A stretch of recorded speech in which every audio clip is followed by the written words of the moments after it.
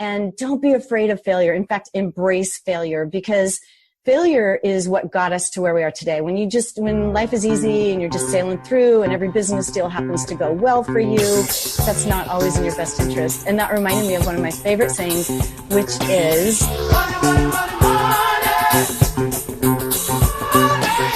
we're definitely different. We're not for everybody, but we're becoming more for more companies out there because they're starting to really get the value of the gamification and the innovation. And then the devices didn't work well when they first came out. It was a huge mistake.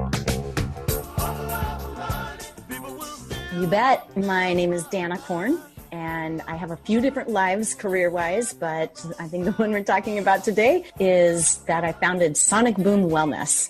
What is Sonic Boom Wellness? Sonic Boom is a SaaS play, so software as a service. We're a software company in the corporate wellness market, in the corporate wellness world. And basically what that means is that companies hire us to get their employees healthier. And what we do is we do it through fun and games, gamification. We were really the first to create the gamification world or the engagement category of wellness. And where are you located? Carlsbad, California. It's absolutely beautiful today. Actually, it was kind of nice. I rode my bike to work today along the ocean, and it's just what a way to get your day started. And that's right outside San Diego? Yep, we're about 30 miles north of San Diego and south of Orange County in LA. How did you get into this space? And can you give us a little bit more details on the company as far as revenues or employees so we get an idea? Sure, absolutely. We started Sonic Boom, and actually I'm not the sole founder. My co-founder is now my husband, Brian Van Noy. And we started Sonic Boom 10 years ago. Actually started it was born out of frustration. And we saw a need. And the way that happened was Brian and I go way back. We were buddies from a different life, if you will. And I would ask him, what do you do? And he said, well, I work for a corporate wellness company. And I said, what is that? And he said, companies hire us to get their employees healthier. And we do it through biometrics, health assessments, and coaching. And I said, boy, that sounds boring. How do you get anyone to do that? And he said, absolutely, it is boring. He said, we can't get engagement. Nobody wants to do it. We have to incent people to do it. It's just really hard to get people to participate. So I said, why don't you fun it up? I was in the wellness world too. I actually have written 7 best-selling books on the subject of nutrition. And specifically, I'm known as the Gluten-Free Guru. And so I said, why don't you guys just fun it up? And he said, nope, that's not how it's done in the wellness world. And Brian and I are both serial entrepreneurs. I started my first company or business when I was 8, and he had already started a couple as well. I've started many, many since then. And we said, let's do it. And we were off and running. Could you tell us how specifically you met Brian? Yeah, absolutely. I mentioned that I'm an author in the nutrition world, and specifically gluten-free is my area of expertise. I started doing this 27 years ago when my then toddler son was diagnosed with celiac disease. And back then, nobody knew what gluten was. Nobody had heard of gluten. I was really on an island and terrified to feed my own kid. So I dove into it head first. I started doing research. I worked with the world's leading researchers and clinicians and became an expert, really the world's leading expert on the gluten-free lifestyle and all the medical conditions that benefit. So I was a speaker at all these conferences, and everybody was asking me to speak because people were suddenly discovering gluten intolerance, gluten sensitivity, and celiac disease. And Brian at the time was working for this corporate wellness company, but on the side, he had started an internet company for gluten-free foods. So where I was the speaker at these conferences, Brian was always a vendor, if you will. And so we got to be buddies back then. And that's how we met and became friends. And the rest is history. Y'all are now married today?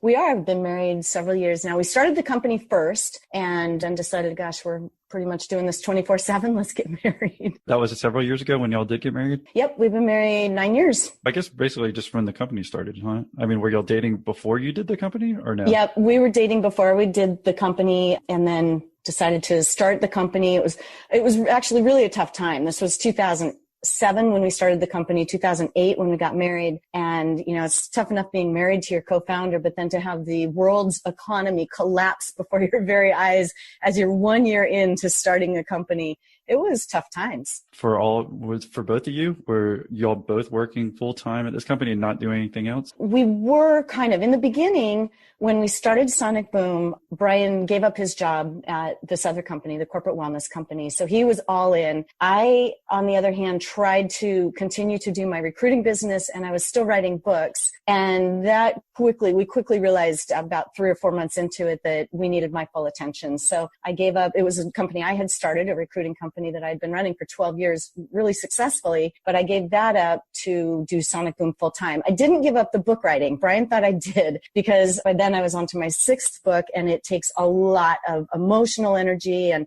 a lot of time to write a book. 4 of them are in the For Dummies series. So I had publishers with very tight deadlines, very strict guidelines. So he said, hey, do me a favor, don't write any more books. And I said, no problem. And then I signed a contract to write my 6th book, and he didn't even know I was writing it. I wrote it in the middle of the night. I would squeeze in a chapter here and there. And once it was published, I put it in front of him. He was blown away. He's like, how'd you do this?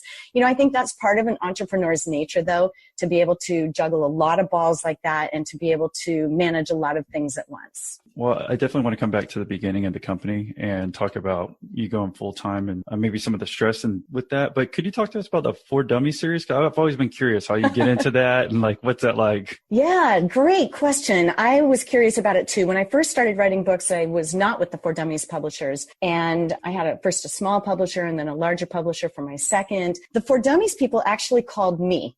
They seek out a guru in a particular area, and typically that guru can't write. But I had already written several books, and they really liked my style. So they gave me a call one day and asked if I would be willing to write for the For Dummies series, which for an author in the nonfiction world is a dream come true. And I thought it was a joke. So I kept saying, who is this? I thought it was a friend playing a joke on me. I actually hung up on the guy, and he called me back. He laughed. He said, I know this is really, you're going to think this is really odd, but really, we do want you to write a book for us. And so I was off and running. Then they had me write 3 more after that. What does it look like as far as income for you when you do something like that compared to, I guess, maybe the other books that you had done? The income on a For Dummies book, it really ends up equaling out sort of. You make less money per book. I mean, I think I was making a whopping $1 something on every book sold on Amazon, but they have a wider distribution model and they put a little bit of PR backing behind it. Gluten-free became such a hot topic that my books were bestsellers even in the For Dummies series. And still to this day, I haven't published one for quite a while now, but I still receive royalties, which is really nice. Years and years go by and you're still receiving royalties on a book you wrote years ago. And you said the deadline was pretty stressful. What's it look like when they tell you, hey, after you accept it, what's it like compared to the other book writing? Yeah, typically you sign a contract and you've got 3 or 4 months to write the book to their guidelines, their specifications, and their standards. At first, when I first started writing for the For Dummies people, I had a different idea in mind, a different table of contents. The style was the same. So my writing style is very much my personality. I hope it's funny. I like to make it just really interesting to read. And they liked that, but it was the order of the book that I had trouble grasping at first for my first book. I think my first book also was timed right around 9/11. Being funny was not easy for me. I was dealing with a lot with little kids trying to deal with that, like the whole world was. So it was tough. But yeah, you've got about 3 or 4 months and you do not miss deadlines, or at least I didn't. I took those deadlines very seriously. They don't just say the whole thing is due in 3 or 4 months. They have progressive deadlines so that you've got a chapter or 2 due by a certain date. And how would you compare that to writing your own book? Did you enjoy it more, or I guess there's less freedom and you ended up making more money, I imagine, especially if it with the bandwagon with gluten-free at the time? Yeah, exactly. I did end up making more money with the For Dummies publishers. Part of that might be because I had 4 editions of 2 different books. So that's one reason I made more. But the flexibility and the freedom, they actually gave me a lot. Once I was able to embrace the structure of a For Dummies book, which is just that you're supposed to be able to pick up a For Dummies book and open any page and it's going to make sense to you. In other words, you don't have to take every chapter sequentially. And once I wrapped my arms around that, it was a breeze. They hardly copy edited me at all. They just let me go. One chapter was really fun because they fact check every word. I had a PhD, an MD, and a dietitian reviewing all of my work. So it's extremely accurate, and they frown on you making things up in a For Dummies book. But I did take one chapter to offer my hypotheses as to why there is such a tight relationship between gluten and behavior. So we're talking autism, ADD, and that entire spectrum of autism. And I created a hypothesis around it, which at first I thought they were going to toss out. But once the PhD said, wow, this is actually really good, they went ahead and left it. We just, of course, had to caveat all over the place that this is Danna's personal belief and there is no study to indicate this is true. How did everything work out with your son? Oh, he just turned 28 today, and he is happy and healthy. We feel like this was just a tremendously great thing in our lives that he ended up having to be on a gluten-free diet, because if you do it the right way, there's the right way to do gluten-free and there's a really unhealthy way to do gluten-free. And we went down the right path and of course did a lot of research on that. And he, I think, had a number of advantages. He was an athlete. He was a star pitcher for baseball. And I used to joke about what an athletic advantage he had, because before his games, he was eating chicken breast and salad and brown rice, whereas his buddies were eating pizza and spaghetti, So I always felt like it was an athletic advantage for him. And of course, today being gluten-free is a whole different can of worms than it was, easy worms, I guess, than it was 26, 27 years ago when nobody knew what gluten was. Do you want to open up that can at all before we jump in the company, or no? Or should we just bypass that? I don't know how long that would go on. It just has to be amazing for you to be like I said, I'm looking at your LinkedIn and just the timeline with the gluten-free. And then how long ago did it really jump? Like, was it 6 or 7 years ago? Yeah, I'd say 6 or 7 is when the world started embracing it. Whole Foods finally got behind it. And that was what I was working on for a long time, was I've got to get these retailers and food manufacturers, General Mills, for instance, I've got to get them to listen to me, because they have no idea how big this market is. And I have worked with General Mills very closely. I worked with Whole Foods, Trader Joe's, Wild Oats at the time, and all these other retailers who at the time said, we don't have a clue what gluten is. We're certainly not going to invest in it. And I had to laugh and say, how short-sighted. Let me tell you why you need to invest in this. And so that was a big part of my advocacy program. Let's go ahead and jump back into Sonic Boom Moments. All right. Yeah, no, in the beginning, I guess you had gone full-time. I guess you had small amounts of income coming in from being an author. And how about your husband? Did he have, I guess he wasn't a husband quite yet, nothing. And can you tell us about maybe the stress of working together? Oh boy. Yeah, it's tough, but I'll address your first question first, because it's actually kind of amusing. When I first met Brian, he was extremely successful working for this large corporate wellness company. And I was thinking, wow, it's going to be really nice to have a man behind me who's making all this money. And then we started Sonic Boom, and his next 1099 was $19. $19 even, or W-2. It was so funny. We laugh about that today. So no, Brian had zero income. I had pretty much zero income at that point once I gave up my job, my recruiting business, with a little bit of passive income from the books, but it wasn't a lot. And we had a huge nut at the time because my recruiting business was very successful, had a very large home, lots of property, 3 investment homes. So I had a big nut. And I was burning through my savings so fast. We had got to a point, actually, 6 months into the business, where we had 4 months of savings left before we were going to be homeless and not able to pay any of our bills at all. And that was terrifying. I used to wake up every Monday morning crying, going, this is really stressful. We're running a charity practically here. We're just making no money. To make matters worse, everybody we talked to trying to get financing, trying to get funding for the company said, this is never going to work. Even the distribution model that we were going after to sell our program,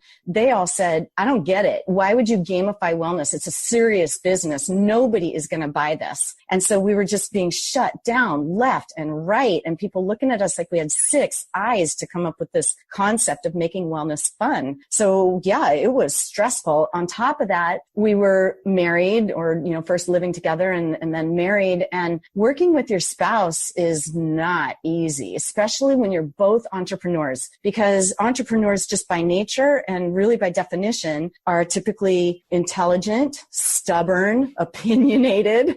And so you put 2 intelligent, stubborn, opinionated people together working 24/7 in a business that appears to be failing. And then you have the 2008 collapse of the world economy. And yeah, I thought I wasn't going to make it. After 4 months, you only have 4 months of savings. What switch where you started making money? Where did you get any income from outside sources? And how did you actually start making money in the company? Well, thankfully, we failed every time that we tried to get income from other sources. We tried angel funding. We tried PE, growth equity, VC. We tried really everything. And we just failed and failed and failed time and time again.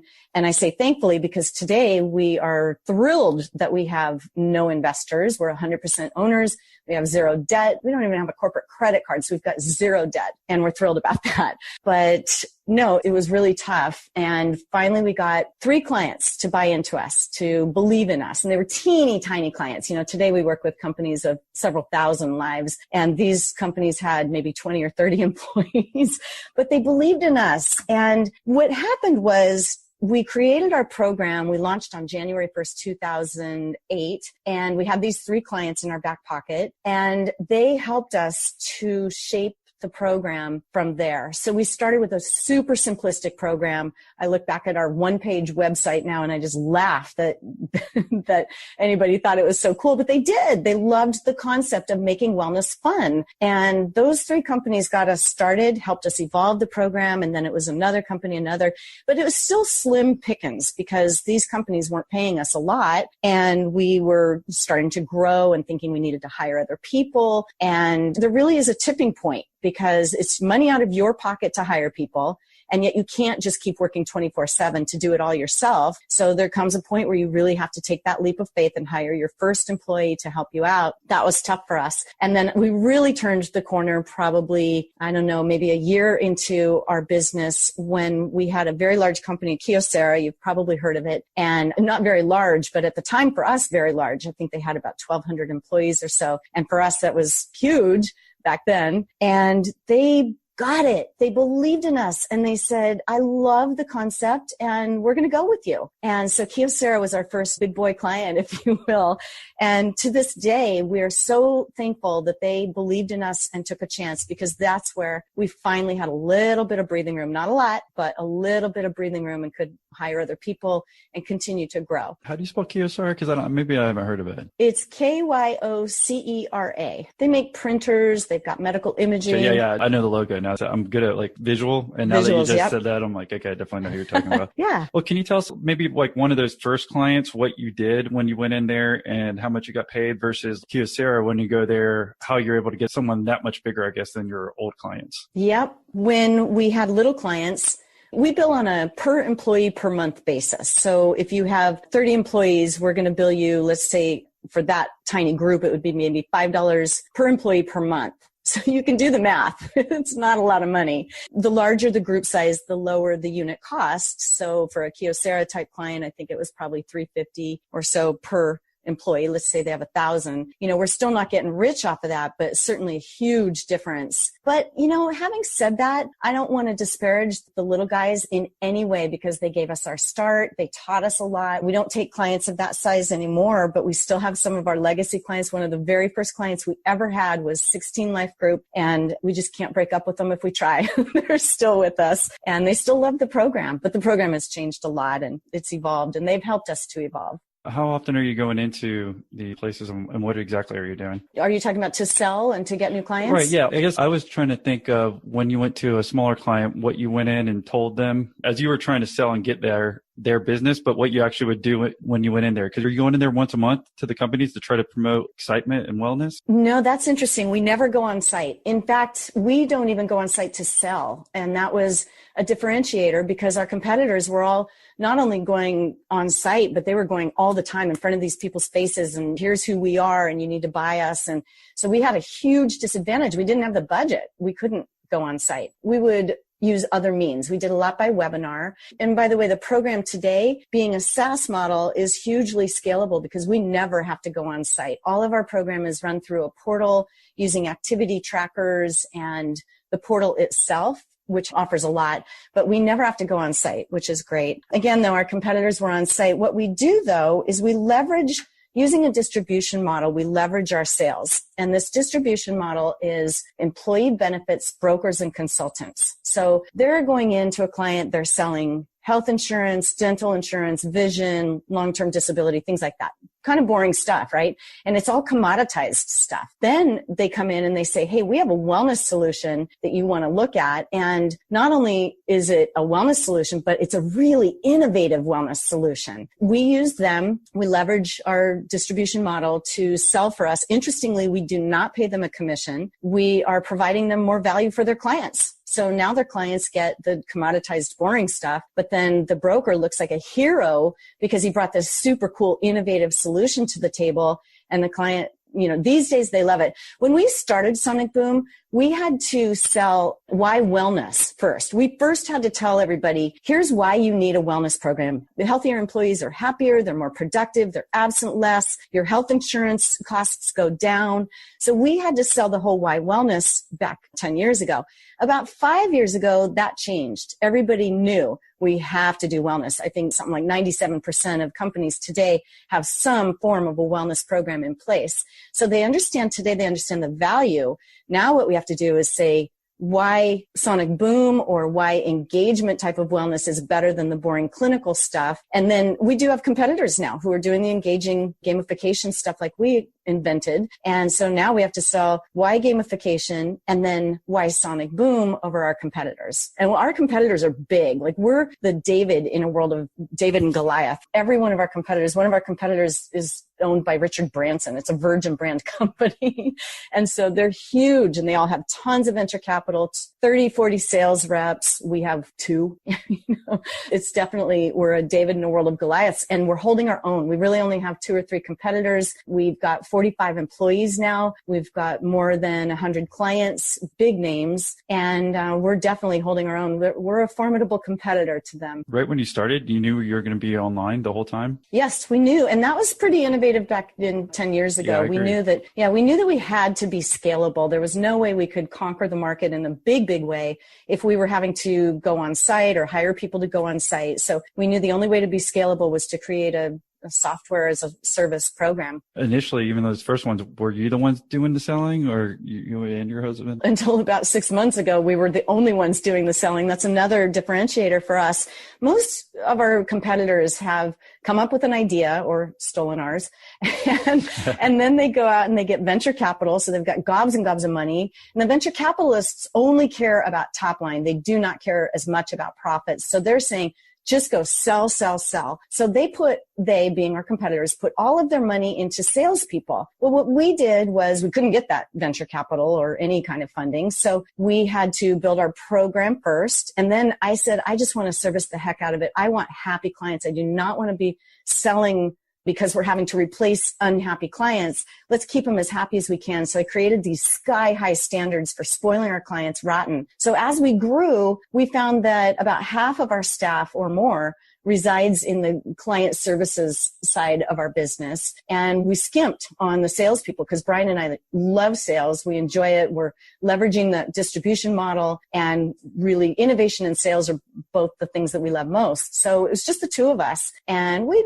every now and then hire a kid to come help us do certain sales functions. About 6 months ago, we hired 2 relatively inexperienced, at least in this industry, they had no experience, salespeople who are just getting up to speed now and just starting to really gain some traction. But until then, it was just the 2 of us. And that's why we're working our heinies off. We're trying to run a company of 45 people. We're trying to sell. We're trying to innovate like crazy because that's a differentiator for us and service the heck out of our clients. There's a lot on our plates. It's not easy, is it? No. When you're a business owner, I think you jump to all these different functions to try to, improve the business over time. And then sometimes you get drawn into maybe one that you shouldn't have, and it's just trying to delegate that time properly. You mentioned the sky high standards. Can you tell us what those were that made your clients hopefully more satisfied than the other people? Absolutely. And still to this day, it's one of our greatest differentiators. Number one, we did not want to create cookie cutter programs and say, here, you all have the same program. So every client has unique and customized promotional plans. We also, being an author, I guess, and always being a grammar nerd,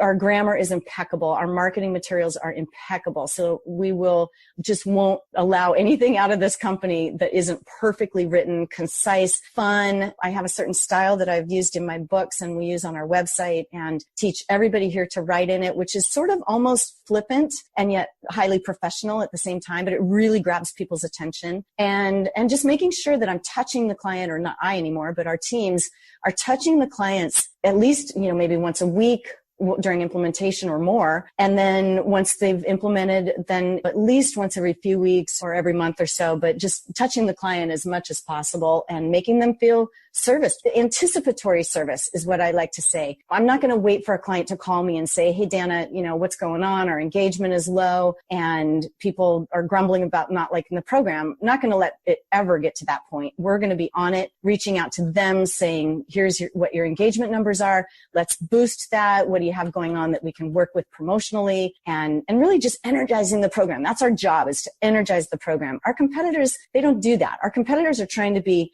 something for everyone and very vanilla and cookie cutter programs. And I don't know, if I was a client, I wouldn't like that. That's what I always think when I'm doing client service or product innovation. If I was the client, what would I love and what would I hate? And we always steer toward what we would love. Let's pretend that I am a new client.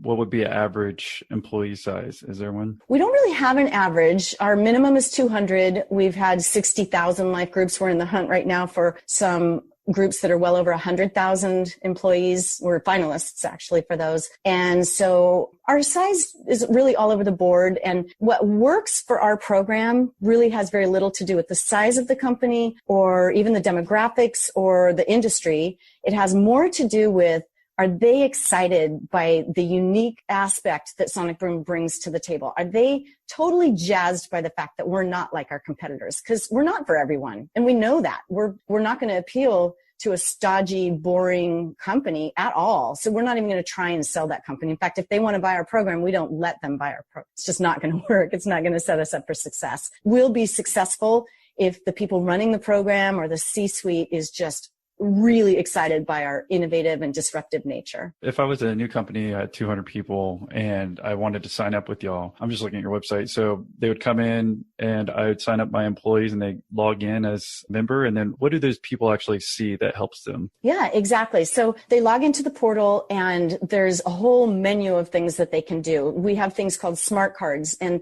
they're going to be tailored really for that person, saying, here's a contest you might enjoy, and then get smarter over time. So if you're wearing an activity tracker and your tracker sees that you have a lot of running activity as opposed to walking, it may give you a smart card that says you might want to join this running contest. We've got all sorts of competition. We find that people love to compete, but they really also like to cooperate and to motivate and help one another. So we've got the contests that are really starting to go over well, especially with millennials, are the social challenges. So an example would be, you've got your activity tracker on, it's tracking how many calories you've burned, and it's all feeding automatically into our site. So you've got a contest going on, your leaderboards. I see that Austin has burned X number of calories. Danna's number 4 at burning this number of calories. And so we're competing that way. But at the end of the contest, which is typically 3 or 4 weeks, then all of those calories that we've burned are added up, and the equivalent number of calories are sent in the form of meal packs to starving children in Africa, or to a local homeless shelter, or to whatever charity the company might want to donate to. And so now you're competing, but you're also cooperating. And that's a fun one.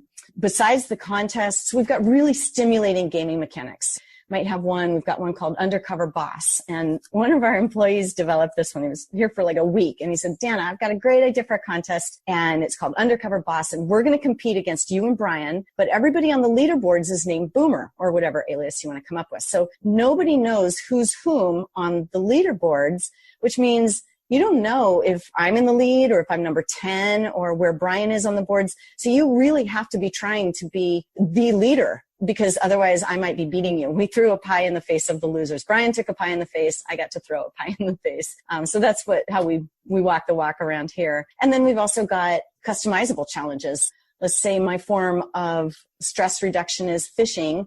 I could create a contest with whomever I'd like, or with the whole company, to see who can get the most hours of fishing in, or who can catch the most fish. Brian and I are huge skiers, so we constantly do a ski off challenge to see who can get the most vertical feet of skiing in a particular month or even a weekend. And so it's all completely customizable for the member. Let's say I was doing running. These trackers, originally, was that all part of the plan in the very beginning, or how did that happen over time? Yeah, that's an interesting question, Austin, because it was one of our biggest mistakes. Mm-hmm. When we started the company, we were focused on gamification of wellness, or well-being as it's called today, and making it fun, and our software program. Somewhere down the line, we got distracted thinking Fitbit is a really really cool device, but we could make one even cooler. We took our eye off our core competency and we worked with a company to manufacture a device just for us. It is very cool. We still have it. It's very cool. We call it the Boomerang, and it does everything a Fitbit does for about half the price, but it also is a smartwatch, which I know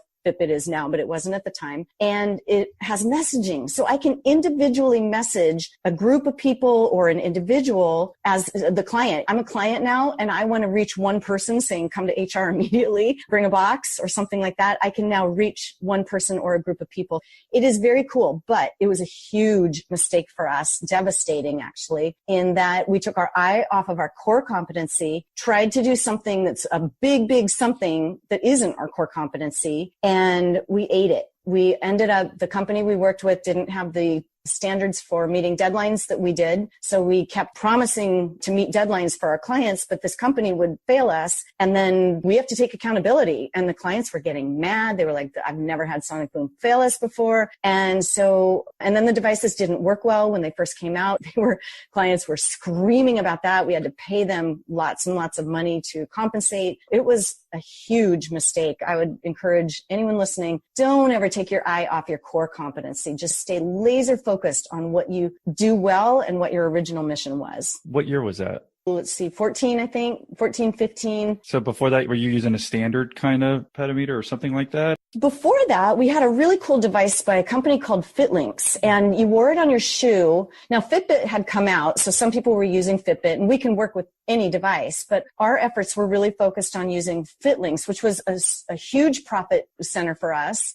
We sold hundreds and hundreds. They were very inexpensive. I think we sold them for $35 or so. And the cool thing is they were waterproof and they were super accurate, like incredibly accurate, way more than a Fitbit is today. That was all fine and great and good until they went out of business. And then again, we were in deep doo-doo because we had invested a lot of money. We were making a lot of money off of them.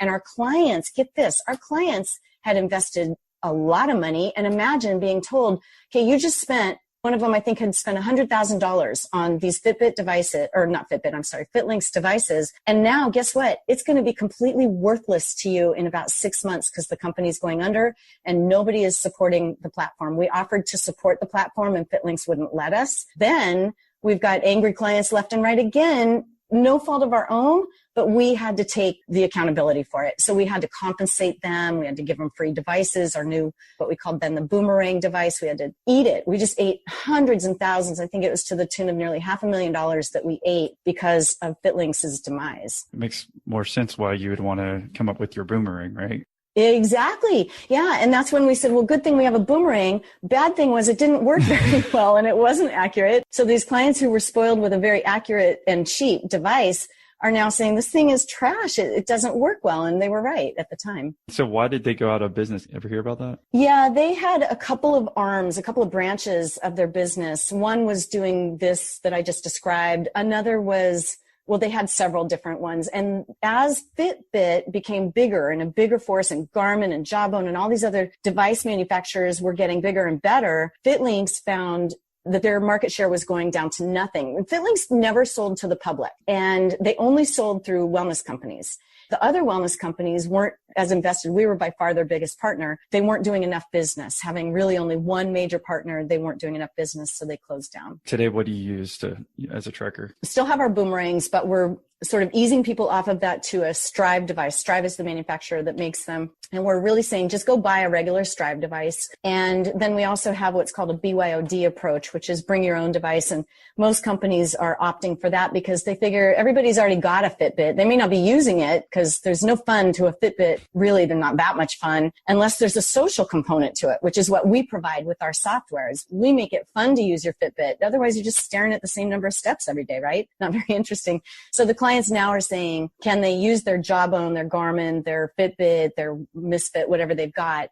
And we say, yes, we take the data from any of those devices and bring it into our site. And so they're really opting not to buy devices from us as much as they used to, which means we have to pivot because we used to make a lot of money on devices. How about software development? It didn't sound like you had any background or your husband in it. Can you tell us about the challenges of doing that? Yeah, it's really funny too, because when we started Sonic Boom, neither one of us really knew that we were going to start a software company. We knew it was a software model, but in our heads, if somebody said, what kind of business do you have? We said corporate wellness. Today, and probably 2 years in, I went, oh my gosh, I started a software company? That's really weird to me. No, neither of us had a background in software development. Brian, having his internet business before he had that online company for the gluten-free foods, he had already launched website, an e-commerce site. So he was a little bit ahead there, and he also knew quite a bit about SEO marketing, and he's pretty savvy and really enjoys that part of it. But neither one of us was a developer. What we did first was we outsourced it. We went to India and we got an outsourcing firm to create our software. But the problem for us, at least, was we would ask for chocolate chip cookies and we would end up with oatmeal cookies. They just couldn't get it right. And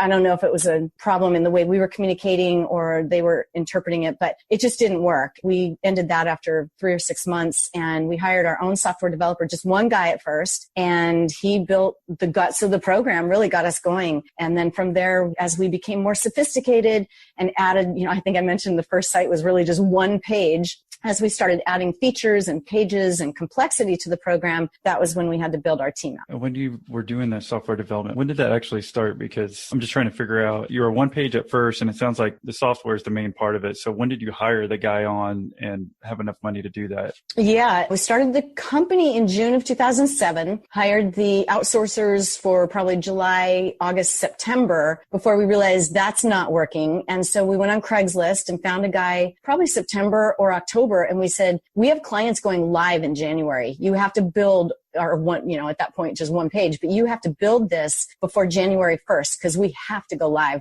It was just one site, but it wasn't static. It was very much a dynamic site, taking in data from those PEDs I described, the FitLinks PEDs, and showing, at that time, it was just a little yellow sticky that showed your steps walked, run, and your time and calories burned. So we showed 4 metrics and brought it into the site. And then we created the contest engine as well. It was a very simplistic contest engine at first, but we created that and launched by January 1st, 2008. Did you have experience in gamification? Because I find that kind of an interesting topic. I mean, I've heard it works sometimes here over time. Maybe it doesn't. Can you tell us how you knew to do this in the gamification model and what you think about that model? Yeah, it's interesting because gamification is really sort of in my blood. I joke that I skip everywhere. I was the mom on the playground that was on the playground equipment with the kids. I'm not going to sit on the sidelines and read a book. That's no fun. And I love playing. I love to play. I also love the way kids think. And I take a great deal of my inspiration on a daily basis from kids. And the fact that, they run everywhere. They're skipping, they're twirling, they're jumping. They're just unbridled enthusiasm and love of life. I just love it. And I try to embrace as much of that as I can.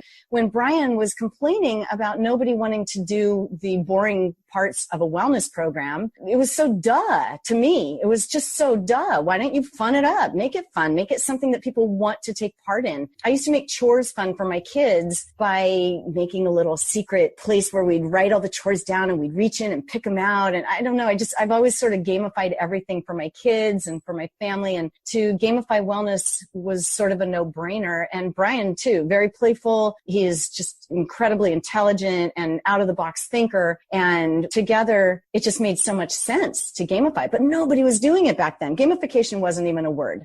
I called it funifying. Back then, I would say we're funifying wellness. And that's why people would look at us like we had 6 eyes, because they just didn't get the concept. How can you make wellness fun? I mean, today, people do it. Fitbit talks about it, and all the Nike talks about it, and everybody sort of talks about making fitness fun. But back then, what's fun about nutrition? But we made it fun. We created a challenge of the day. One of the first parts of our program that we created was called Challenge of the Day. And every day somebody would get some kind of a challenge. And it was typically visual and something that you would do with other people. So the challenge might be, we're going to teach you all about lunges today. We're going to talk about the benefits, and you involve your glutes and you burn off X number of calories, and here are the muscles you're involving, things like that. But the challenge at the end of this, after you've learned everything, is go grab 15 of your buddies at work and do lunges every time you go to the restroom, or have a wall squat meeting, or, something like that. Just a little bit goofy, a little crazy, and visual, because it's like a dance floor. If you go to a wedding and there's a dance floor and the music's great, you might want to dance, but you may not want to be the first one out. But the minute someone goes out there, everyone goes, right? And that's what Challenge of the Day is. That's what our program is really all about, is get one person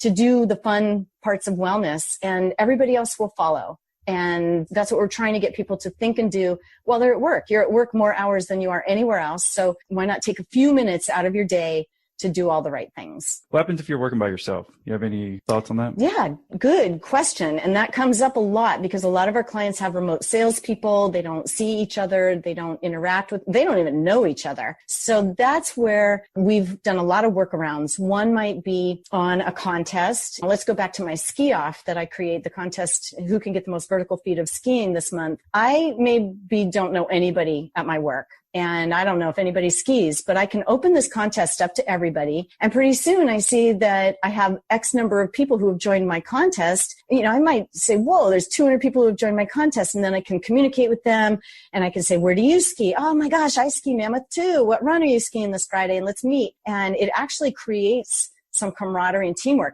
The other thing is you don't have to be in the same office with somebody to be on the same team with them. You don't even have to know them. So for instance, if a client is going through, let's say they're going through a merger and you have company A merging with company B and nobody from company A knows anyone from company B. So what we'll do is we'll suggest have a contest where you have teams and the teams are comprised of 2 people from company A, 2 people from company B. They might be in different countries even, but now you're on the same team and you're working for the same goal. And that's where we can create unification remotely and virtually. Does it only work within companies or what? Say you have a couple clients, can you cross companies do these contests? Yeah, great question. Once a year in the month of March, we do something called the UFC, where Ultimate Fitness Challenge, where we pit our clients against one another. So now you're competing as yourself. You might be on a team within your company. You're representing your company against other companies, and it's really quite competitive. And actually, we can set that up at any time. We just, in the month of March, that's when we invite all of our clients to do it. But sometimes a client will say, hey, we're a construction company and we want to go head to head against all your other construction company clients. And we'll say, awesome, bring it. You know, we set that up for them. So that's really a lot of fun. Schools like to go up against each other. Got a lot of competition. The construction companies are funny because it's typically mostly men, highly competitive, and they will, oftentimes the prize is that the loser company, the CEO has to wear the swag of the winning company, you know, if they're competitors or something. That makes it really fun. Have you always had this much energy and excitement over work and stuff in general? I do. I am just so fortunate. I don't know why. I love life and I love everything I do. And I just have a passion for creating a lot of energy around everything I love to do. And I'm like a blender though. Brian laughs. He says, you are either so on or you are dead to the world. So 9:30 at night, I am off. I'm gone.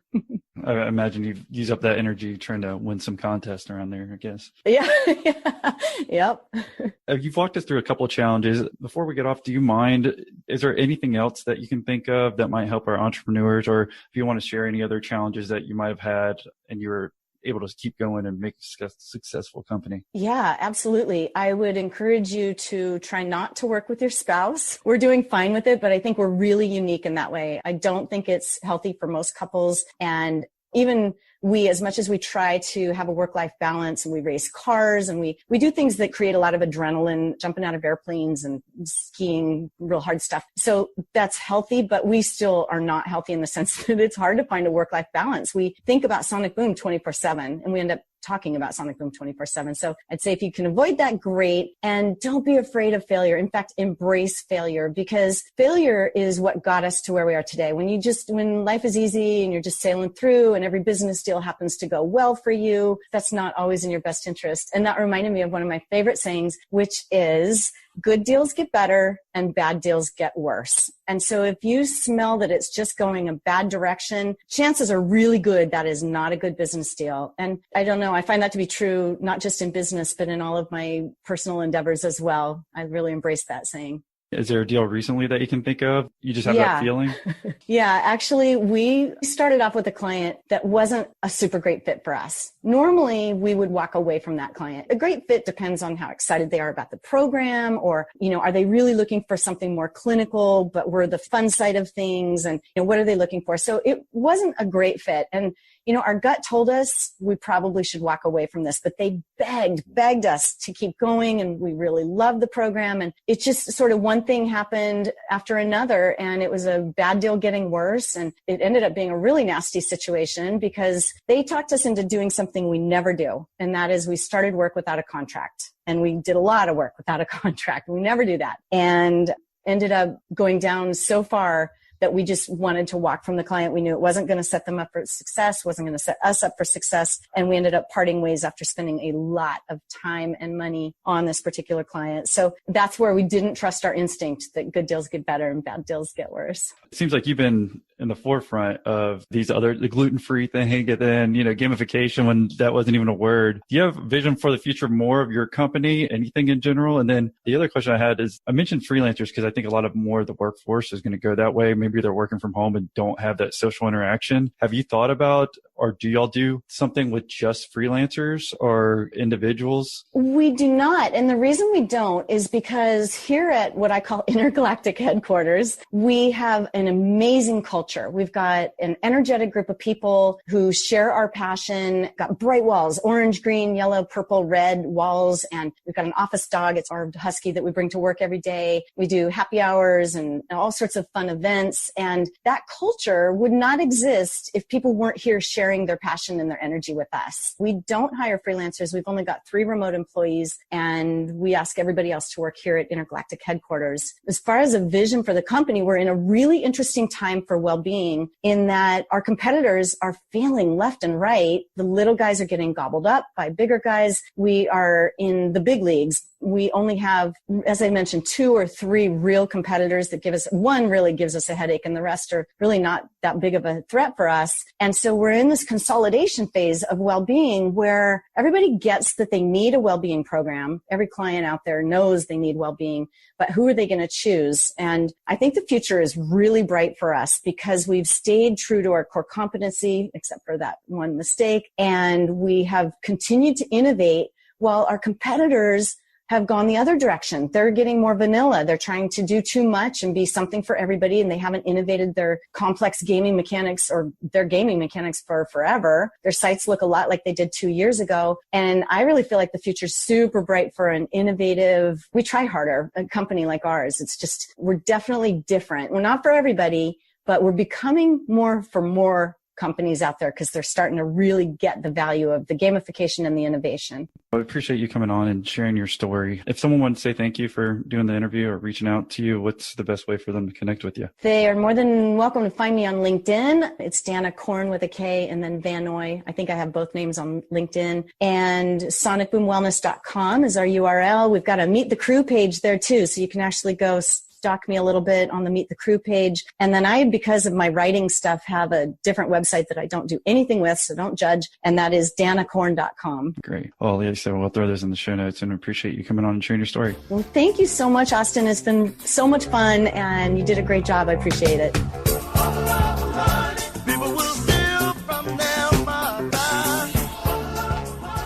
Hey there, Millionaire Interviews listener. Even though you're probably alone right now while listening to this podcast, know that at this very second, you're actually listening with thousands of other listeners all around the globe. That's right, the internet can be a crazy place, and we've actually taken off in dozens of countries. So whether you're in the northern, eastern, southern, or western hemisphere, we appreciate you tuning in. And if you'd like to connect with those listeners all around the globe, or maybe you want to ask one of our guests a question about their episode, well then check out our Facebook group. Just search for Millionaire Interviews Podcast. Hasta luego, baby. People don't care who they heard of me. A woman will